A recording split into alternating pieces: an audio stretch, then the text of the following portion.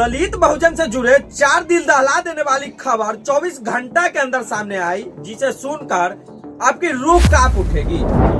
कहीं बलात्कार तो कहीं अपहरण तो कहीं मंदिर में अपमान। इतना ही नहीं, दलित बच्चे को स्कूल में शौचालय साफ करने पर मजबूर कर। आप इस सभी घटनाओं पर भीम आर्मी चीफ और लोकसभा सांसद चंद्रशेखर आजाद रावण ने ट्वीट कर क्या कहा, ये भी जानेंगे।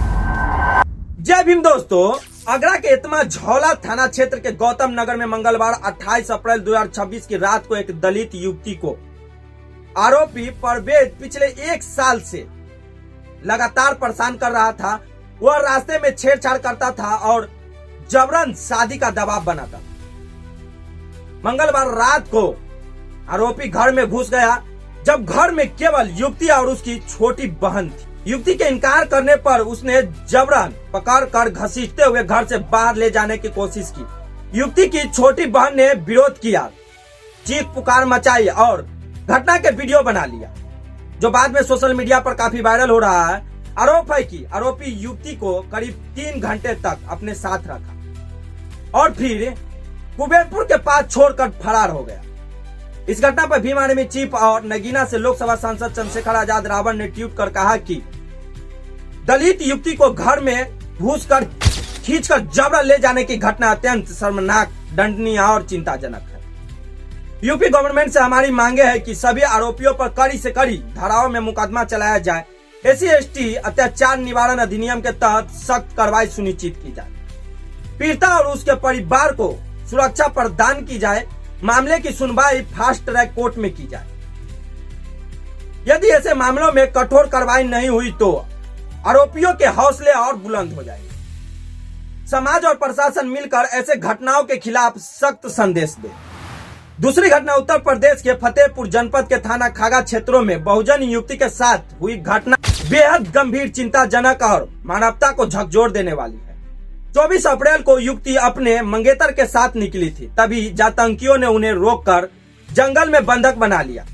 दोनों के साथ मारपीट की गई, अश्लील वीडियो बनाए गए और युवती के साथ दुष्कर्म जैसे सघन्य अपराध का आरोप सामने आया। इतना ही नहीं, वीडियो वायरल होने के धमकी देकर जबरन पैसे भी ट्रांसफर कराए गए। सबसे हैरान कर देने वाली बात यह है कि पीड़ित पक्ष द्वारा कई बार शिकायत करने के बावजूद स्थानीय पुलिस की ओर से तत्परता नहीं दिखाई गई, जिससे पूरे मामलों में पुलिस की कार्यप्रणाली पर गंभीर सवाल खड़े होते हैं और अभी तक सभी आरोपियों की गिरफ्तारी नहीं होना इस सवालों को और भी गहरा करता है। खैर, इस घटना पर भीम आर्मी चीफ और नगीना से लोकसभा सांसद चंद्रशेखर आजाद रावण ने ट्वीट कर कहा कि मुख्यमंत्री योगी आदित्यनाथ जी, यदि आपकी पुलिस इस गंभीर मामलों को संदिग्ध बताकर हल्का करने की कोशिश कर रही है तो यह पीड़िता के न्याय के अधिकार के साथ सीधा अन्याय है और कानून के प्रति विश्वास को कमजोर करने वाला। यूपी गवर्नमेंट से हमारी मांगे है, पूरे मामलों की निष्पक्ष और उच्च स्तरीय जांच कराई जाए। सभी आरोपियों की तत्काल गिरफ्तारी सुनिश्चित की जाए। पीड़िता को सुरक्षा, चिकित्सा सहायता और न्याय दिलाया जाए। पुलिस की लापरवाही की भी जांच कर दोषियों पर कार्रवाई की जाए। न्याय में देरी न्याय से इनकार के समान है। अब समय है कि सरकार और प्रशासन अपनी जिम्मेदारी निभाए। अब चलते हैं तीसरी खबर की ओर। वीडियो में आप देख पा रहे होंगे कि कैसे एक दलित बच्चे से टॉयलेट साफ करवाया जा रहा है। यह घटना बताती है कि भारत जाति प्रधान देश है। मनुवादियों ने स्वयं के लिए बिना परिश्रम के समान प्रतिष्ठा, पैसा सुरक्षित रखा है और दलित पिछड़ों के लिए सिर्फ शोषण, नफरत, अपमान, भेदभाव ही दिया। इतना ही नहीं, चौथे खबर जिसे सुनकर आपका खून खौल उठेगा।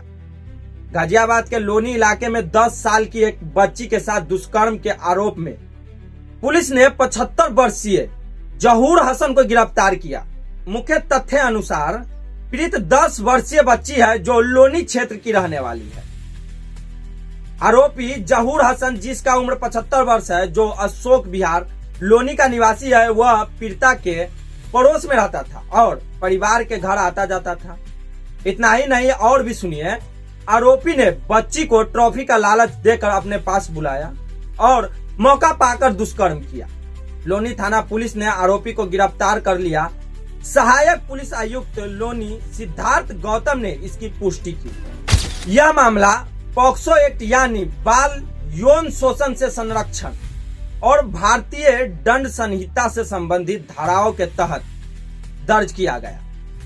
पुलिस पूछताछ में आरोपी ने कथित तौर पर अपराध स्वीकार किया। ये घटना आपके पास इसलिए पहुंच पाई क्योंकि सोशल मीडिया के युग है।